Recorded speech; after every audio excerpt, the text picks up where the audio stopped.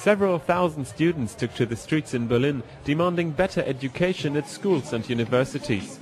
Just ahead of a high-level meeting of the country's education ministers, the protesters want to increase the pressure. They criticize the ongoing changes laid out in the Bologna process, aimed at unifying European education systems. We want to make clear that even though the federal government decided not to save on education, we fear massive costs in the federal states.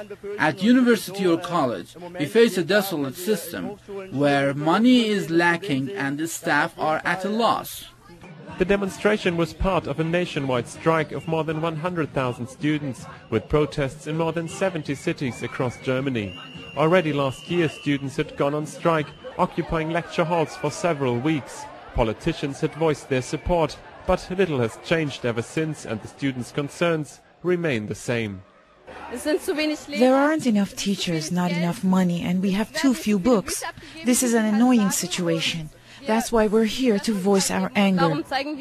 But above all, we want more control over the education system, more democracy in schools and universities, and we want an end to social selection. We want an end to elitist education in this country. The German state is attacking the education system. It's trying to privatize and introduce the market.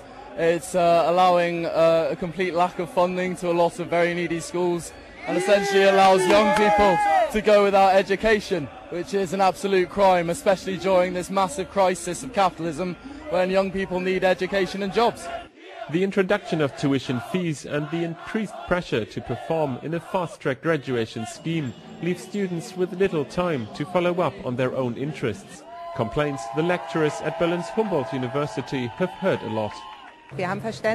We do understand the students' concerns, but these have been discussed in various committees since the previous education strike.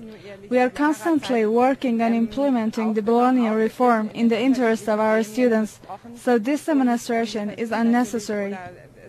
The protests were also fueled by Chancellor Merkel's announcement on Monday to reduce government spending by 80 billion euros over the next 4 years. It's Germany's largest austerity package since World War II. The students are still angry, despite many warm words from politicians and Merkel's promise not to cut the education budget. Many here fear that in the end the most vulnerable members of society will suffer the most from the government's austerity measures. Stefan Hermann for Press TV in Berlin.